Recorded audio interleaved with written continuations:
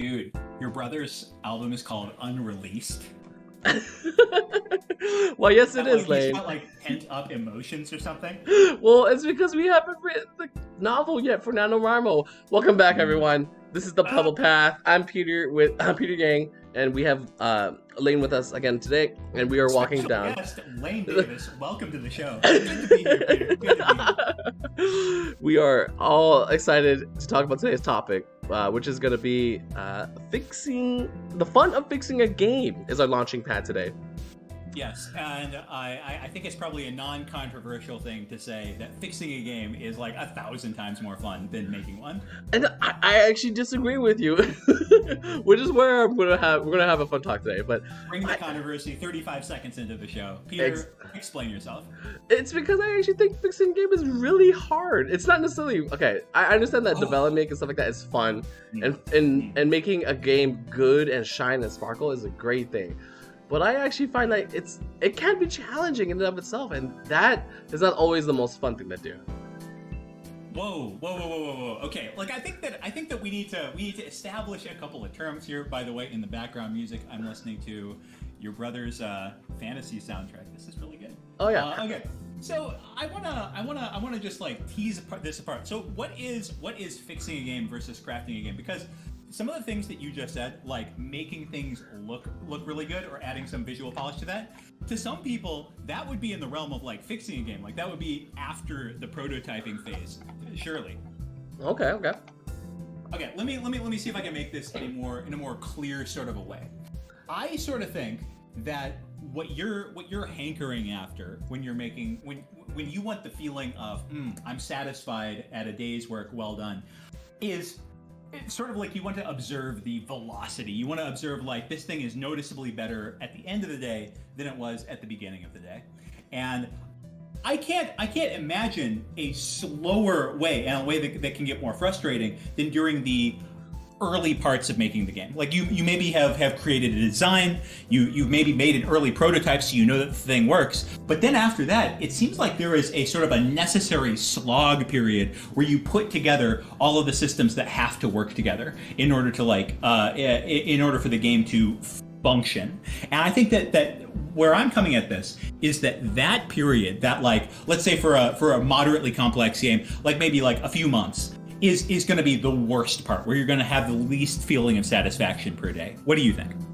I think that sounds right, because I would say, as someone who's like in the board game world, I'm more of a developer, which I make the game get past the finish line, because the designer is going to create something fun, create something very interesting, and everyone wants to play, but it's not quite there at the product level, and so I come in and I'm like, okay, well let's make a few changes to get it over that step and become get to the finished product. And so like I have to work through that development process, and it's like it's not always fun. I mean, it's really exciting to be like, oh, like if you tweak this thing, or if you like add some of these elements, like the shopping mechanic that which we'll get to in a little bit, I'm sure, for Triumph. The shopping element where we moved where you can move things up or down a scale. And I was like, oh my god, that's such a cool mechanic. But let's make it so that players have immediate agency to where they want to build up to something down a tech tree, and that is going to be a fantastic feeling for somebody who is used to like an RPG and who wants to walk into a deck building and be like, I get this, I can do this. Well, let me like walk back a step here and try to tell like a little bit of the story. I mean, there's deep, like there's 12 years of backstory when it comes to me working on this game. Really? 12 years? Oh yeah. It's much older. It's much older than Vengeance is. Okay. Significantly older than that. Yeah, wow. It's a very old game. But like okay, so I guess I'll start like way from the beginning, just to and connect this to fixing a game down the road. But Peter, I sort of think that like sometimes when you're working on a creative project, it feels not as though you are making something, but that you have seen something. You have witnessed some truth of creation in some way, to like use extremely like very outrageous language. You have like seen something, and what you're trying to do is not create a experience, but you're trying to channel something that you have seen into a game. And like what I'm talking about with this game is a sort of feeling of like tension around can I push my luck? Will I die with a particular set of mechanics? And like what the real frustration I would say comes when you when you can't get other people to feel the thing that you have felt, that you've seen. And what I'll liken this to is it's not like I'm building something. It's like I am chiseled a block of polar ice out, and I'm trying to bring it into the desert and sell it to people before it melts. My God. And I can't do it. I can't do it. It doesn't work because the rules of the game cause it to melt, cause other people to not have this experience that I'm looking to provide people. So I like starting last year, totally rebuilt this thing from the ground up, changed every piece of it, and just a couple of weeks ago got people to sit down for the first time, and it was much closer. It was much closer to the vision than anything I'd played before, but the balance was way off in several significant ways that I couldn't even put my finger on. But Peter waltzes into the room and gives me like 10 suggestions of things to do. He's like Moses with his bricks coming down, saying like these are the things that you've got to do. I start reading off the tablets and they just sound completely ridiculous. They're like, you want me to uncap the amount of damage players can do on their turn? You're a madman. That's not going to work. And I did it, and it works really well. And the game's like super exciting now. So the thing is, what I want to get to with fixing a game is that there are some times when you fix a game where you sort of can come in and be a second set of eyes, maybe a wiser set of eyes, or maybe just wise in different ways sets of eyes. Yeah. And what you can do is you can say like, oh, like here's this thing that you built, but it like has like these 15 strengths and these 15 weaknesses, and I happen to be strong in like 10 of those ways, so we can now make it a much stronger project. That's actually, and that is the fun of development. I agree completely. That is where the fun is there, where you can step in, work with somebody to do a thing, and have it work out completely. Oh no, my OBS is having a little bit of trouble. We're back, but no, okay. But see, where that part comes in, where the fun is, I can see that there's a little bit more difficulty coming in. To be like, oh, I'm giving you a bunch of suggestions and I'm hit with a bunch of no's, or I don't want to do that, I disagree. And I was like, okay. And some of my projects go down that route. To not throw anyone specifically under the bus, but there's another project I'm working on that I am constantly met with resistance. But I understand that's part of my job, is to be the person like be the big picture guy. And constantly be like, okay, Rain's back, or constantly be like, okay, this is a cool mechanic, but how do we implement this with the overall arching theme, or how do we implement this with the overall arching metagames being presented here? And I'm just like, Peter, those aren't fun questions. I'm like, I know they're not fun, but come on, right? This is why I'm here.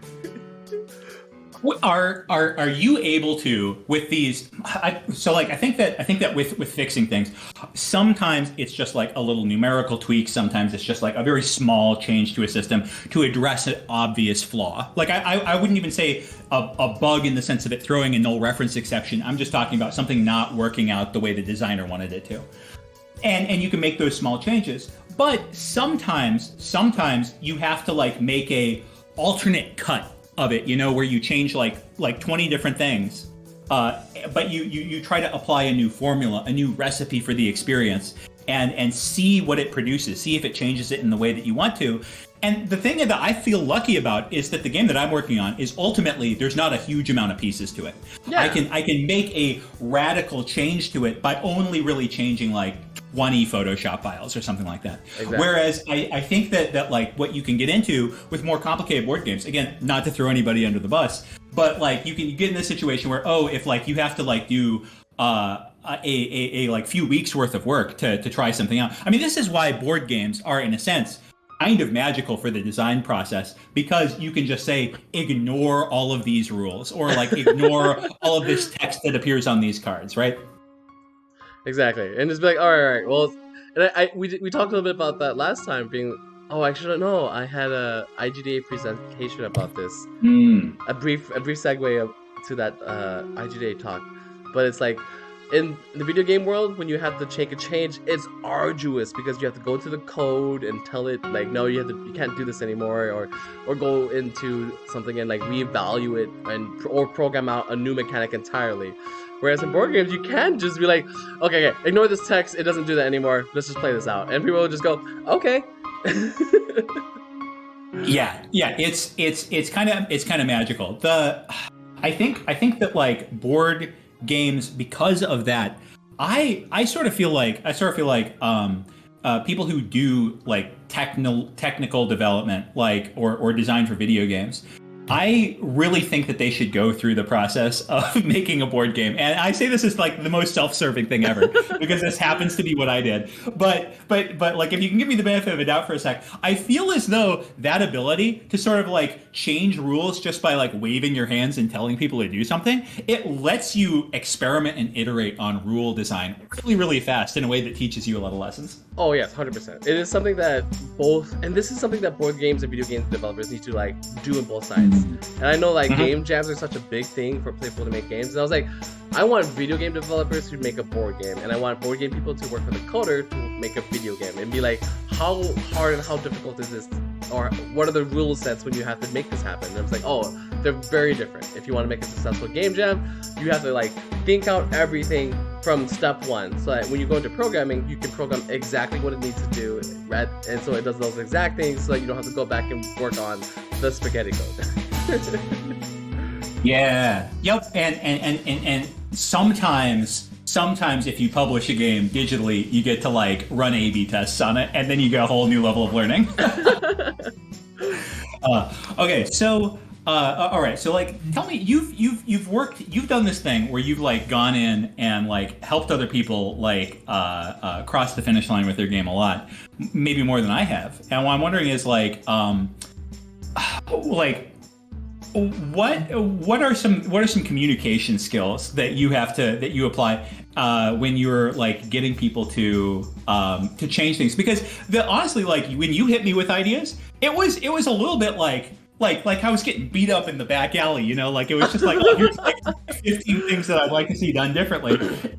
And like I could imagine it would be easy for somebody who is new to it to put up a lot of resistance, because they, in a way, like just like kind of don't know what's good for them. I don't know. Like it's tough to deliver with the right amount of force. Like you should really try this while also like being a reasonable person, you know, and somebody that they'll want to talk to. Yes, I have to bless my stars that my family and my parents have given me this very pleasant demeanor. Because I think my pleasant demeanor makes it so that I can say such harsh things, but I also, of course, give a like a frame and a lens to their game, saying like, okay, like there's nothing wrong with, I believe, because I will say this, like, I had fun and I like this, but I really want to see these changes for X reasons, and I think you should go down these directions for Y reasons, and so on and so forth. And I'm like, and so what is it? Giving constructive feedback, even in just like and somebody at their job and at their, or just about their art and stuff like that. It's about doing it in a very, very polite way. And of course, I don't know. As a wordsmith, I want to say, as a self-entitled wordsmith, I like to think that I can find the right words that's like, okay, this person strictly doesn't like big words, or this person's like, oh, I could be really slackjaw and I could curse in front of them. So I'm gonna curse when I give them their feedback, because that's gonna be something that they want and relate to. The other thing that I think works really well for you is, I think that I'm just totally convinced that it's not just a demeanor thing, but on a pretty like deep level, you actually do want people to succeed at what they're doing. Yeah. And I think that like having people be like, no matter what this person is saying to me, I know that what he wants is for my game to be good and for me to succeed here. I think that like does a huge amount of the work for you, regardless of anything else you got going on. Oh, 100%. I don't know. There's something that I think has been very like interesting about the board game industry that I found, is that when you hang out with people and you like do playtests, they are being harsh, but they're also being honest, and they want you to succeed. There's no like, they don't believe in like there's a shortage of money or there's a shortage of market share and stuff like that. Like, oh, if people buy my game, they're not gonna buy your game. No. Board game is a weird hobby in which it's expendable income like video games are. This is something like, oh, if you're gonna choose your expendable income somewhere, there are just people who are gonna just go out and buy a bunch of games. And I've found something like the funniest thing that I have enjoyed most about board gamers is that they have their wall of shame just like video gamers do. They have their game that they buy and never open. It just sits on the shelf. And I was just like, oh my god. Video gamers have their Steam catalog full of games that they've never played or beaten, and board gamers have the same thing. It's amazing. Okay, I thought you were gonna go along the lines of like the games that you buy off of like some sort of like reputation or based on the box, and then you play it one time and you're like, ooh, that's not really that good. Clank comes to mind firmly in that category. Oh, but I like Clank. Okay, so we can talk briefly about this, but Clank has a lot of going for it, and it's not the best deck builder game out there, but it is one of the first deck builder with actionable strategy in that you have a little minion, you have the person you have to move around and navigate on a board using your deck builder skills. And I was like, this is fantastic. Yes. Like, well, part of the like the ego of fixing a game, I sort of feel like I would make one simple change, and I want to see how it would change, how it would do things, and I would make it so that the card in that game that's like the equivalent of the silver in Dominion, it's like to me that card it's like they gave you like the silver gives 2.5 money or something like that. It's a little bit too good. Like the thing gives you 2 money and 2 movement for one card. Like that's just nutter butters, dude. That card's way too good. We got to take that thing down a peg, and then I think that it starts opening everything up. Yeah, and that's the thing is that like movement is such a non-tangible. It's like it feels non-tangible at first, but then you come to play the game and you realize how important movement is. And that's fun exploration, fun depth. And I think for what I would fix is that you're correct. That game needs balance. It really does. A lot of cards are just strictly better than other cards, and that's okay for a deck builder. And because there's only so many of those cards in the market at a time. But I agree with you in that the problem is if somebody just buys that card and they're constantly the winner because they have their card in their deck, huge problem, needs fixing. Now, I think that, and oh boy, I don't want to take us too far afield. So in danger of that, I'll just say that I know that like in Dominion, there is a very like strong phase that people have in that game where they're just like, oh, big money plus like one card is like the best strategy that just beats everything. It's ultimately not true, but it feels true because it beats your friends like almost all the time. Yes. And the thing is, I think what's neat about Dominion is that those games are like 15-20 minutes long, so you can learn real quick. Whereas I feel like if you have humps like that, where maybe I'm wrong, maybe I'm totally wrong about that card being too good in Clank, but I won't know because I'm not gonna be willing to put in like 5 like hour-long games to learn that. Yeah, and that's gonna be a developer thing, and that's something that you have to feel out in the terms of like in my experience, it's like, is this card too good? Is this skill too good? And I was like, yes. I don't know. So I haven't played a game by Charlie McCarran, another Minnesota maker. They made a game in which you could roll a die and take all your opponent's die that is higher than the value. So that's if you roll a 1, you take everything but one of their dice. Excuse me? Exactly. And your dice are your actions in this game, basically.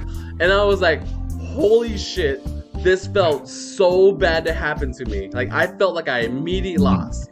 But the more I played the game, the more I came to the conclusion, I was like, oh, actually, my dice don't really matter because your win conditions are tied to your dice, okay? So even though I lost all my win conditions, I was still holding onto one die, which is like, oh, this dice I can still win with as long as I complete that objective. And that team wins, I have that die, that team wins, I win. So I was like, oh, it immediately became less bad the more I thought about it. But when it happened, the player feeling was table flip worthy. I was like, oh my god, I just got devastated. You know what? That sounds so bad that I would run from it if not for the fact that it was made by Charlie. Like he's made too many wonderful experiences for me to turn up my nose at something he makes. Exactly. Okay. So I'm here. I'm like, dude. Like I'm like flipping my stack over Clank being too long for me to learn things while I'm working on a deck builder that takes like an hour and a half to play. What am I doing? No, exactly. And it's not necessarily a bad thing. It's just like Clank has a lot of fidget futziness because you have to move your dude around and you go to different places and flip these tokens to get these abilities. You don't like that, but you like the idea that deck building can be applied to other different think spaces. And that's what Clank has done for the entire industry of board games. And a lot of the games have been like, it's a deck builder plus this, it's a deck builder plus that. I'm like, yes, Clank did that. If that game had any responsibility for Dream Quest coming out, then I am like all on board with Clank. Clank. Yeah. Like look at Ascension. God damn, that game has so many goddamn expansions because it iterates individually every time. Be like, this is a fun little mechanic that we want to introduce in deck builders. We don't know if it's gonna work out here. Have fun. and they're just like, we don't know if it's gonna mesh well with all the other expansions, but we don't care. Here's a little deck builder thing. Go have fun, and people eat that shit up. Peter, could you give me a story of you being a part of fixing a game, other than this one that we just had talked about for me? Oh yeah. So I'm not sure. I'm not super allowed to talk about Find a Box's newest project, but I'll talk about Mouse Cheese Cat Cucumber, which has been slowly picking up speed. We got recently mentioned at another podcast. Secret Cabal gave us a shout out, and I was like, what? and to those who don't know Secret Cabal, they're like I don't know, I'm calling them a bigger podcast. They have like 200 something episodes, so they've been going for a while. And for us to be like, we had fun in this game, and they had no criticisms, which I was really disappointed about. I really wanted them to tear into that game. And I was like, no, I just love the game. It's super fun, it's super quirky, and it's just weird. It's like $13, go buy it. I was like, oh, amazing. Anyhow, there was a really, really weird mechanic in that game in which movement, at one point in time, the mouse followed their nose and then followed their ears in terms of how they were moving every time you played. What? Exactly. We're gonna talk about this.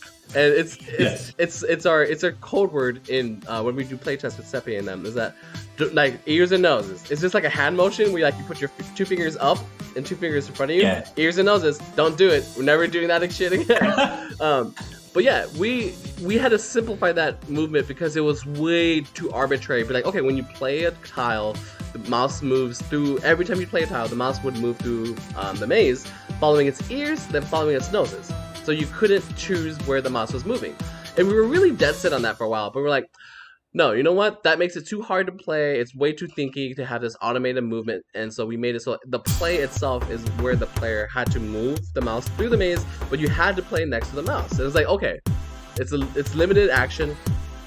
In order to do it, you have to have the right tile, especially if you want to do the overlay action, then it's even harder to move the mouse out of being trapped and stuff like that. But that's a fun story mechanic like players have to figure out, saying that if I trap the mouse, how do I get him out if you're the mouse character? And so that's your thing. And even if you're not the mouse, you're like, if you're the cat, okay, the mouse is trapped, how do I get to the mouse? And so that was like, that fixing process was just like hard slap. No, this is not working. Let's go back to the drawing board. And we had to like just basically just call out and say, okay, all right, going back to the drawing board. Let's just make the movement as simple as possible. What within our current actions that the players can do. And the only action the players can do is play a maze tile. So we're like, okay, play a maze tile next to the character, run through the maze, do that. And guess what? That was what we went with because that's what works. So you really just took like one little step to fix that. Yeah, but that game is so small that one little step was so hard to look at.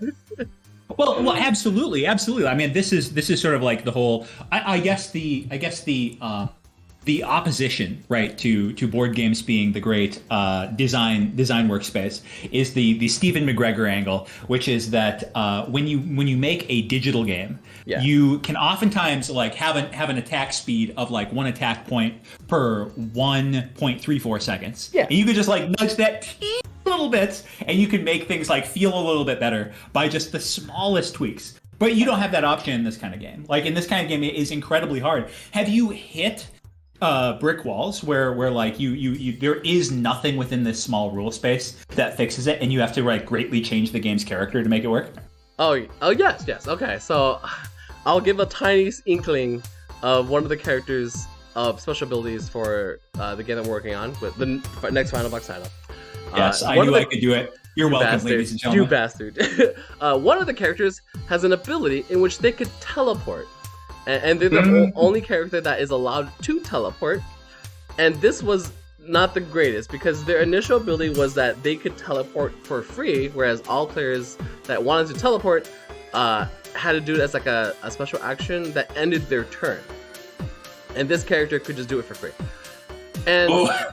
And the hard part was that this ability, while very like strictly good, no one else was excited for it because all the other characters were just bonkers. All the other characters are like, oh, I am just faster, or oh, I am good at fighting, and this character's like, I'm good at movement? ? And we're like, no, like this character, that ability itself wasn't strong enough, so we had to be like, let's make this better. This because even though you got this cool character, you were not as excited as everyone else, and so we like realized that this needed a big buff. So I came up with the idea of saying that this is their thing, that they can move anywhere for free. Let's make that they can do it at the start of their turn, every turn. People were like, no way, that's bonkers, that's too good. But then we played it out and we're like, oh my god, it's amazing, and it feels very good, and you're very excited to now play this character. Even if you're also someone a little disappointed you're not that character, because you're given a different character every game, and you're like, oh my god, see, so, but that was the feeling we wanted, and we nailed it by just pushing by just giving that 10-foot pole into a 30-foot pole, and we're like, it's now, you can poke something on the other side of the board whenever you want. I'm like, oh my god, it's great. Finding like lines of text that just like blow people's minds when they first read them is one of the best feelings. Yes. Like I like think that like when I was working on this this Triumph game back in the day, you never played like the old version of that game, right? No, I don't think so. Okay, so the collectible stuff in that game, the like perks that made your characters better, were all passive. Your deck would just be a cards with numbers on them, sure. And like you would just collect a bunch of passive effects. And I ultimately switched, and this is the version that you've played, from passive effects to active effects, to cards that are to effects that are on cards. So instead of happening all the time, it's only when you play one of the 13 cards of your deck. The level of power level difference between what is allowed on a passive effect versus what is allowed on one of 13 cards in your deck is unfathomable. And so this is where you played, where I was used to being in this world where, okay, I'm used to all these effects. Maybe if I like double them or triple them. But no, they can literally be like 13 times as powerful as they used to be and still be totally fair. And so when you played this, it was just a extremely like watered down version. I'm so excited for you to play like the next version of this. Because it is just so bonkers powerful compared to what it was before. I'm excited for that, because for those of you who haven't played this game, it's the don't take the last marble genie problem. And so the goal of the game is that you need to, and that's the thing, is like you want to be the one to take the last marble. So it takes that old problem, flips it on its head, and it's all about the last hit. The last hit matters. There's some scoring scaling that we talked about a little bit before, that I want to see implemented, because the only thing that really tracks on score is who gets the kill at this time. But with that game, the game becomes how much damage do I need to deal, and how much damage do I expect everyone else to deal, so that when it comes back to my turn, that I can deal the last hit. And that is a fun think space in a deck builder element. That's amazing. And so far, of the like 10 things that you said you got to do with this game, 5 of them sounded right to me, and I implemented all of those, and they've all been correct. And I also implemented one that sounded real wrong to me, and that also turned out to be correct. So maybe I should just keep going on the Yang train, you know? And that's okay. And that's my feel, is like I haven't played enough games in my wheelhouse, and I've been to enough prototype and proto-spiel elements. I say this number, and I forget that it's been like 4 years I've been doing this now, and I'm like, oh my god, And it's so weird to like say out loud that I've been going around playing people's games and giving development advice and so on and so forth. I'm like, I've been doing this for 4 years, and I was like, so when I also myself, Lane, when I give feedback, I don't believe it all the time, but I have to somewhat be like, I'm saying this because that's what I actually think the game needs, and I'm like, yeah, and to hear that it's working out, I'm like, sweet validation. Give me those endorphins, Lane. So let's bring this back to the very first thing that you said in this conversation, which I still can't believe my ears. Check the tapes. Did he actually say this? That fixing a game is not your favorite part. So like it really sounds as though like this is a enormously rewarding thing for you, especially when you're able to charm and delight other developers by improving their games. So what could be better than that? Like what is at a higher level than that to you?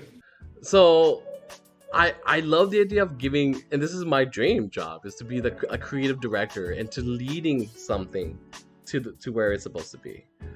And I think I'm coming to the conclusion that what I said initially at the beginning of this is wrong now, because when you say fixing a game, I at first thought that like, you're right, that I think about like polish and stuff like that, and I don't think that's the most exciting part of the game. I think about development and the actual like getting a game to be from good to great is fun. And so you're right.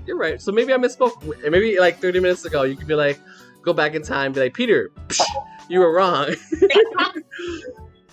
Man, polishing can be one of those things though, where like you can occasionally walk into somebody's game and be like, you know, if you applied like a certain sort of like low pass filter or something to the sound here, you're going to make the game a lot better. And it's possible to just like apply, like you could go into a game that somebody's been working on for 10 years and you could apply like a few weeks of technical expertise and just take it to a whole new level. That is possible, but it's much more rare, I think, with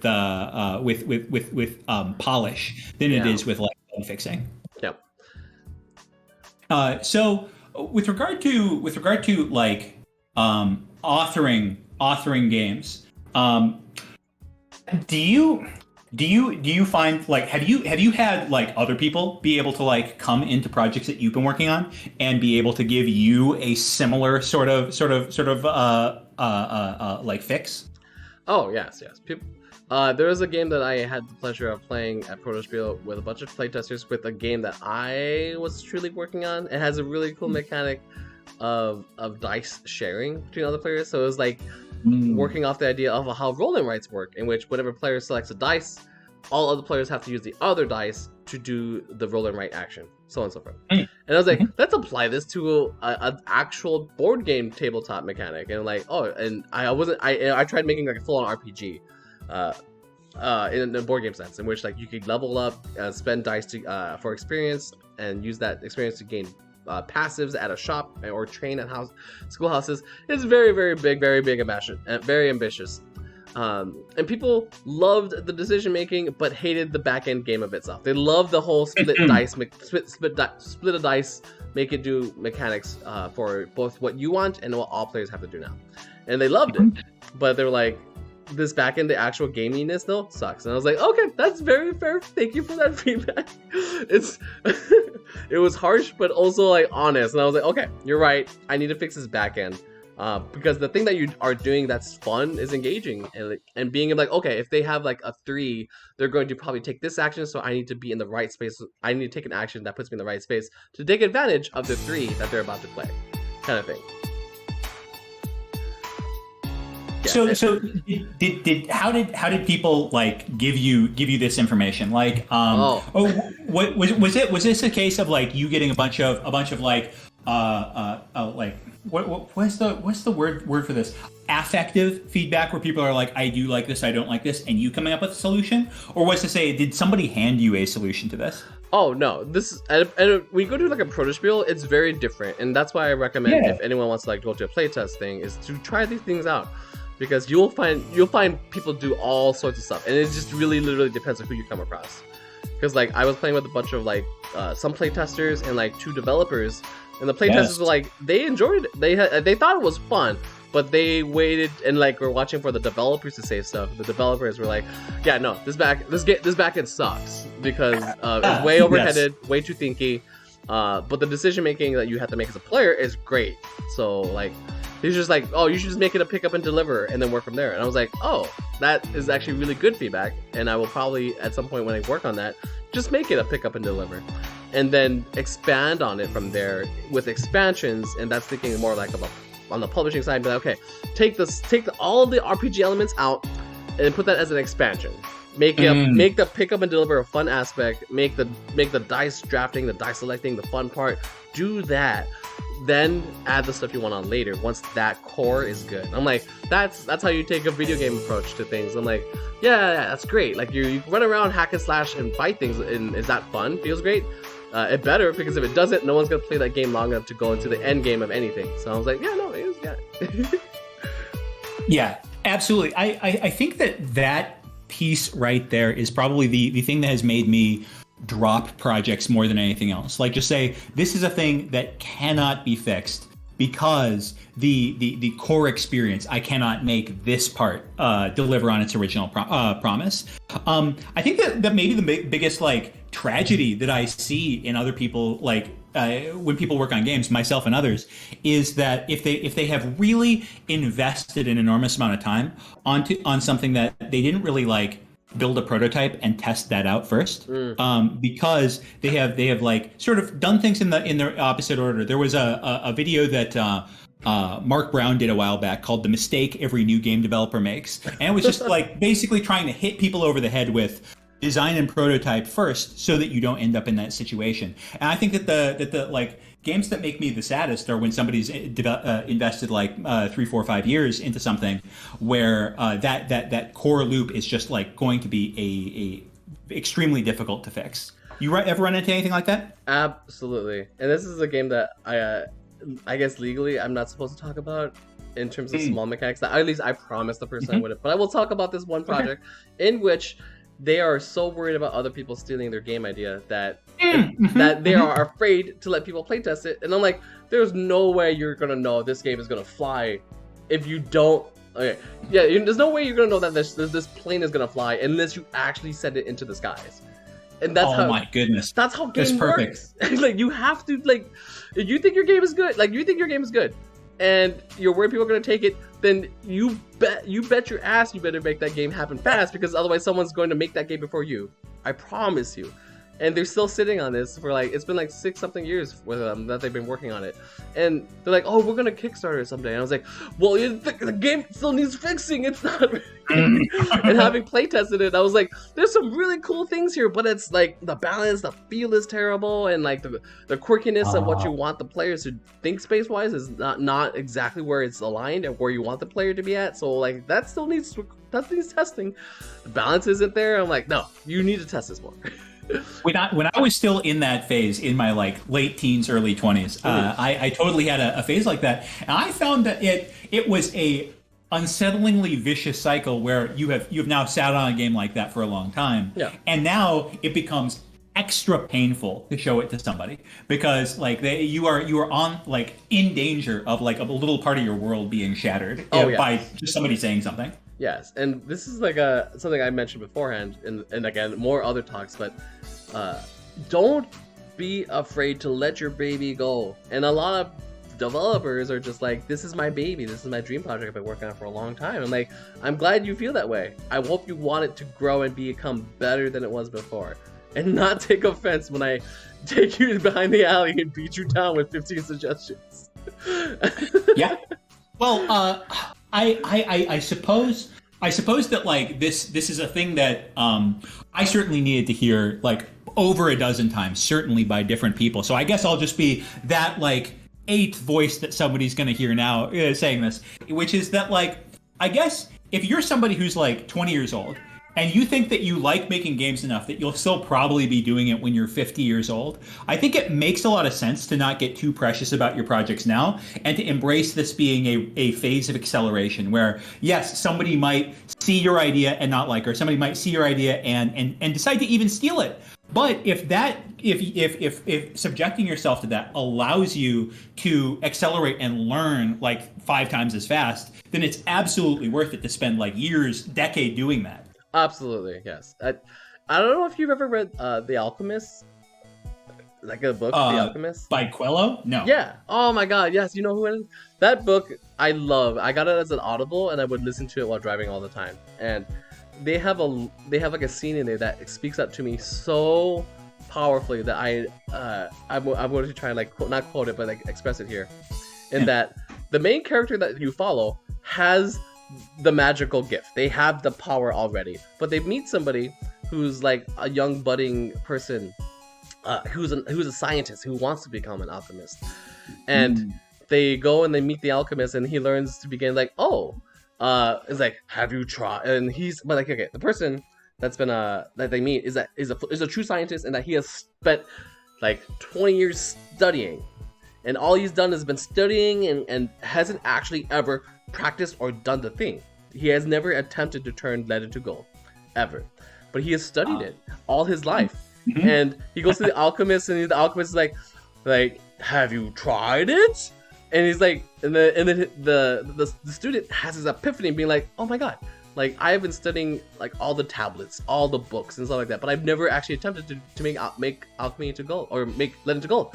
So he starts doing it, and he's like, and a lot of people would be downtrodden by that scene, being like, oh, like he's wasted most of his life without ever actually doing it. He's like, but no, I'm glad I started today and not 10 years from now. I'm glad I started. I have all my knowledge that I have built up, but I'm now putting into practice what I've learned. Yeah. And it takes a couple of cycles of this, but you totally do recognize at some point that, like, I remember being like 26 and feeling like, wow, I might be too old to take on certain things. And like now it's like 7 years later, I'm like, wow, I was a baby then, and probably 40-year-old me will think that I'm a baby now. So exactly. I might as well start. Yeah. No, exactly. And that is the thing, is that if you think your game is so good and you think it's only gonna get better over time, why aren't you showcasing it now? What's the holdup, baby? I think that the two comments on that. I mean, number one is like it's a somewhat poetic thing to me anyway. That like the way that machine learning typically works is by having like two different machine learning agents going at the same time and then being antagonistic to each other. Yeah. One representing like reality and one representing the learner. And like I just think that if there's any metaphor there to human brains, it's basically, yeah, you need to have contact with the outside world, with something that is gonna hit you with reality in order to grow. Yes. But like, I think that now I just want to play this person's game. I want to see what we're dealing with here. But like, man, like, absolutely. I think that if it is like, I guess why I was going after is like many of the games that I thought were just like sort of these gems that got plucked out of the ether. Once I learned a little bit about how, like, when they were making Dominion, which was always like, oh, this guy's my design hero. I love it. I can't believe like how good this game is. Donald X Vaccarino did this whole thing himself, but no, he had like a bunch of other people he was working with, and one of them was a JavaScript like genius who put together this thing so that they could get tens of thousands of games in before they published it. Like this was a text-based thing called Isotropic that you could play like a game of Dominion every like 4 minutes if you wanted to. Opened it up to a lot of people, got data from a ton of games. So this was a very, very crunched and well-played game before it ever got published. So yeah, like that game, I would say particularly because Dominion had a little pinch of innovation to it. It was kind of trying to do something not a lot of games had done before.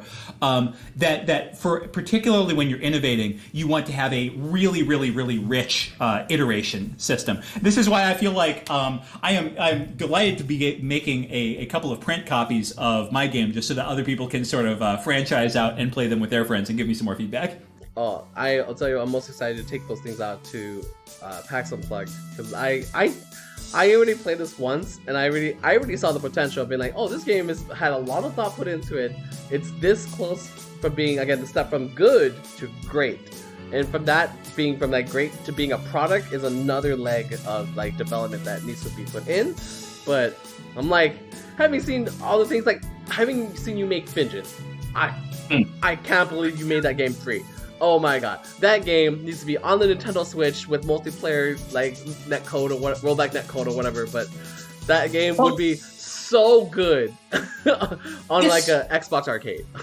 This takes us to a thing that is sort of like I guess this ties back into our main topic here, because it's like a big piece about fixing things, and this can be you going and helping somebody else's project, or you returning to a previous project that you worked on in the past, and being able to work in like a partnership with your previous self. Yeah. I sort of feel like I may at some point, or it might be an interesting thing to get somebody else to help at some point, who has the technical skills that the McGregor brothers and I lacked while putting that game together, to do that for that game, because that is a thing that I felt like, yeah, there was a ton of potential and a lot of fun value there, but the thing is, like, in order to bring it to where it needs to be, like in order to like have the kind of appeal that you're talking about, I think that you would need another like person to be brought in on the project. I don't think that we can do that, or we would have to like go study for a long time and then come back to it. I would just point to Castle Crashers and be like, make Castle Crashers a shmup, have fun. You know how good that game would be? Amazing. Yeah. Like you. Are you talking about for Vengeance, or are you talking about like for its own thing? Yeah, no, for Vengeance. Yeah, basically, you played Castle Crashers, right? Yeah. So you're saying like take the features that game has and put them in Vengeance. Yes. Yeah. This would be frankly, as much as it pains me to say, it would be very similar to Charles's like suggestion on what we should do with the game like 1 year into development, and he might have been right about that. Just making it into a much more like party game casual experience. Yeah, but that would have been like, but you fleshed out so much of the full campaign and raid mode that it's fantastic. If you would like introduce this like a Star Fox top path, bottom path implement mechanic, like there's so many things you can do. Oh, that would. I'm not spoiling for anything, hopefully, but I'm like, you do something like that. You make players have to make decisive decisions together, or I don't know. Like there's a way to go about this, in that you create a player experience that someone can just jump in, have fun with some people, bring their superpower level character, but still have a challenge on their hands. This reminds me of some advice on writing, which is something I know that you are neck deep in right now, Peter. No. But that like. Basically, to publish a book and to have it do well, what you kind of want to do is you want to be spend the first like half of your time in the sort of like stars in the eyes, like a very like sensitive ingenue artist, like just pouring your soul into something and being all vulnerable and stuff like that, and like really pouring like creativity and joy into something, and then. Later on, you want to put that person in a box and become a ruthless exploiter, a heartless business magnate trying to do what you can with the project produced in part one. And I sort of feel like a project like Vengeance is absolutely the product of three people who. Like I don't think this is a like bad thing at all, but who just didn't really know what they were doing on like in terms of a like producing a commercial product.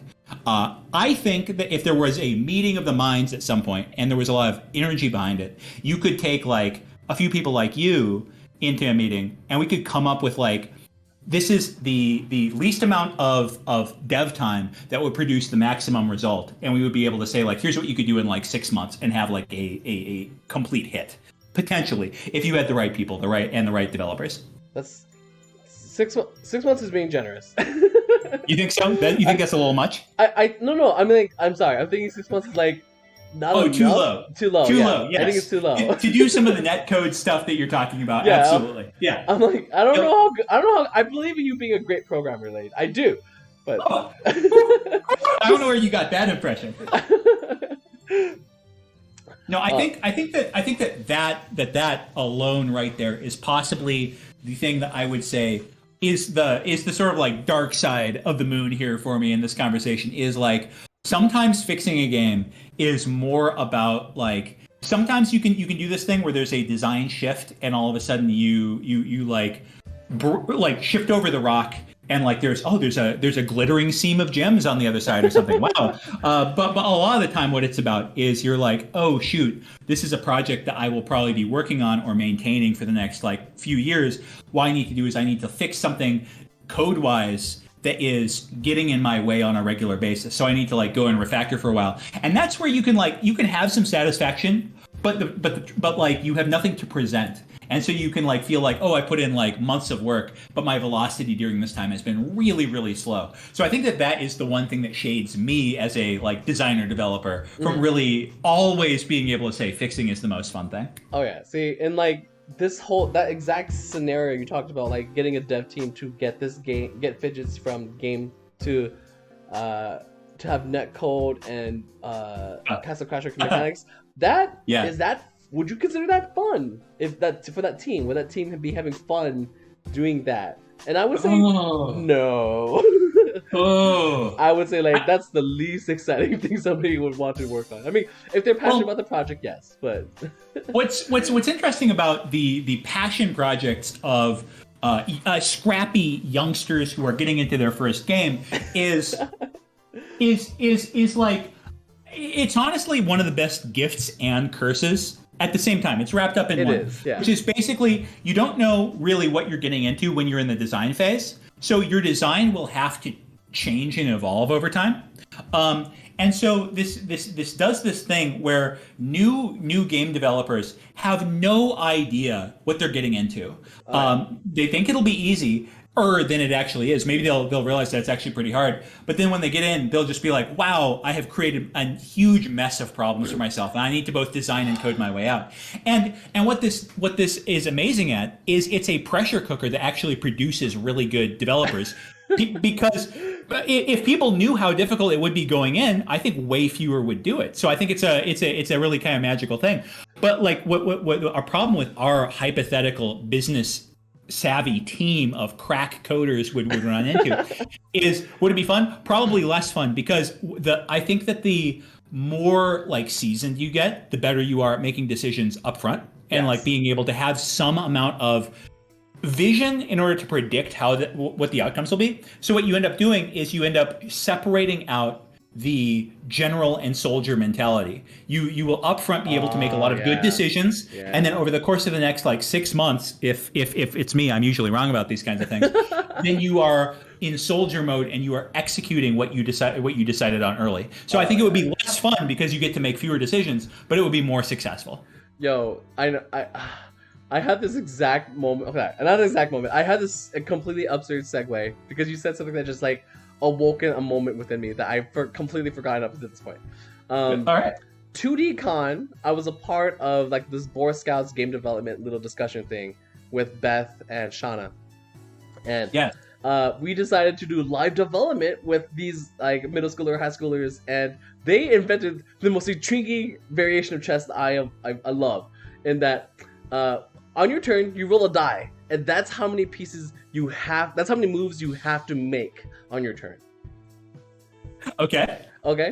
And so like they play with this around, and it's like, oh, if somebody gets a 5 and somebody gets like a 1, then that person who gets a 5 is in a much better position. They're like, yeah. So how do you want to fix this? And I was watching these kids talk it out, and they're like, what if we make it? Okay, no. And like I said something. What if we make it so that dice that you roll is gonna be the dice that gets rolled is both players have to make that move, and people alternate between who goes first.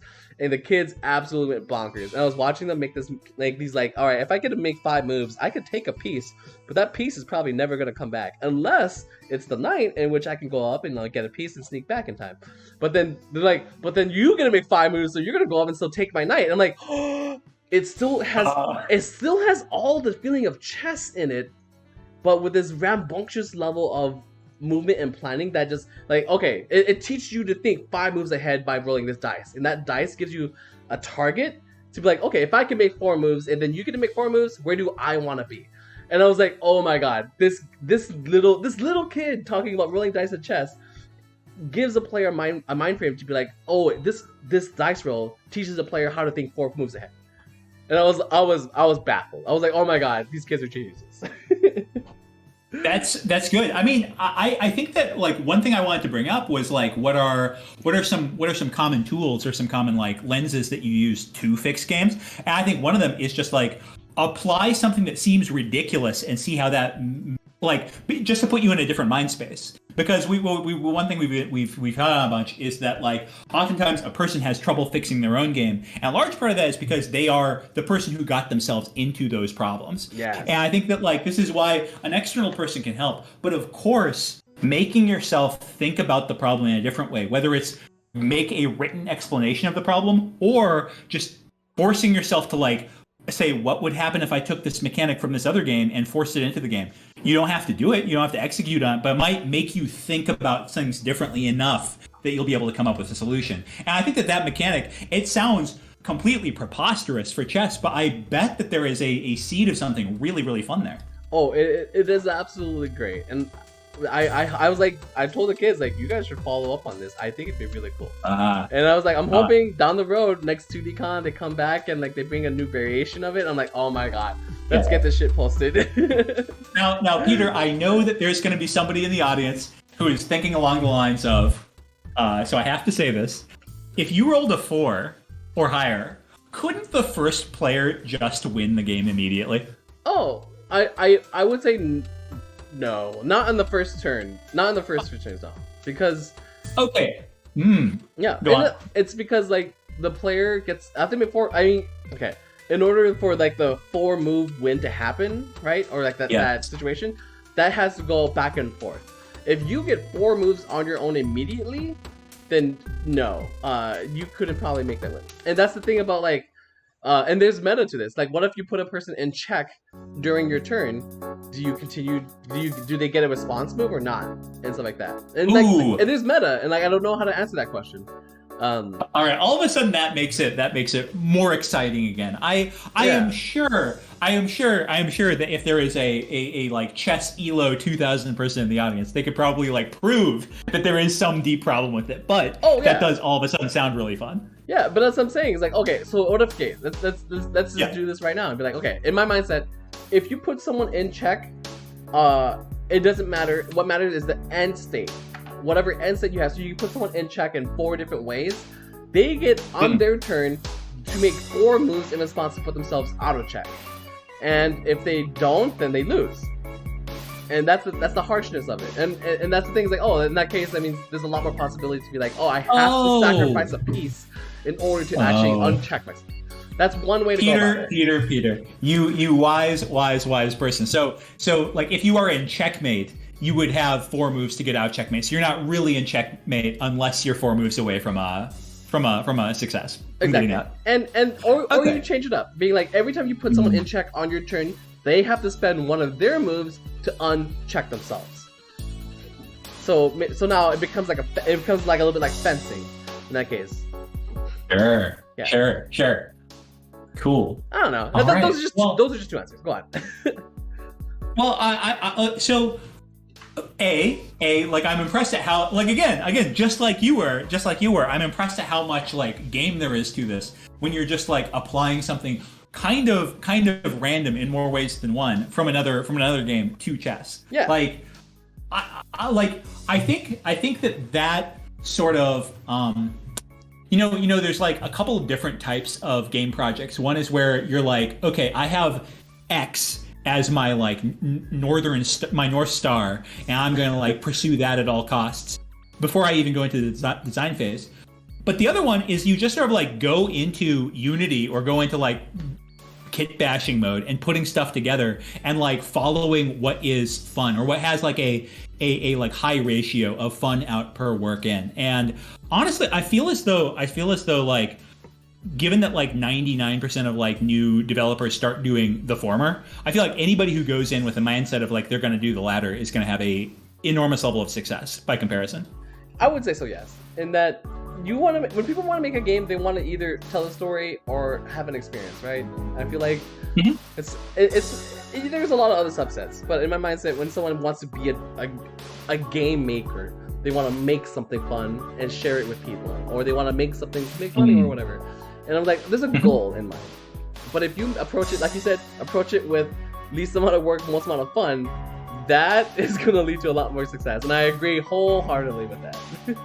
Well, I do think that like, so there's this thing where like the like first album or something, or the first like season of any like comedy show from a sketch comedy troupe is always going to be by far the best, because they have their entire like backlog of like sketches to put into that first season. So it's always the funniest. See like Monty Python, Flight of the Conchords, et cetera, et cetera. But like if you are in games, it's like basically the opposite, because I think that people who come into like game development, I don't know why I'm like, well, I think I'm focused on like new game makers, just because that's like whose games maybe need the most fixing. But like you're kind of like tied down by all the ideas you've had up until that point, up until like you emerge and start like being able to code or being able to make games. And I think that this is yet another reason why people like being precious with early ideas doesn't make a lot of sense. Exactly. I 100% agree with this. In that when you're a game maker, you're not making a TV show, you're not making a script. You're also just trying to sell a single experience at a time. Whereas a TV series is selling an entire 12 episode storyline with humor, drama, so on and so forth. It's like a whole like sit down interact in a non-interactive medium. And video games, board games are way more interactive, and they need that person aspect. They don't need someone to just sit there and watch. They need someone to sit there and play. Yes. Okay, so the way I want to like sort of start wrapping up here is just by asking like, what are some things that you do if you feel like, okay, this project isn't working out, or it's just maybe it is working out, but there's like something out there that needs to get changed in order for it to like be good enough to start selling. What are some strategies that you can take in order to like start fixing it? There's two things I immediately want to go to, and the first one is basically put it out there and get eyes on it and get people's feedback, and don't be afraid of that. And while doing that, be open and receptive and understanding of what people are saying. Don't just say no to everything.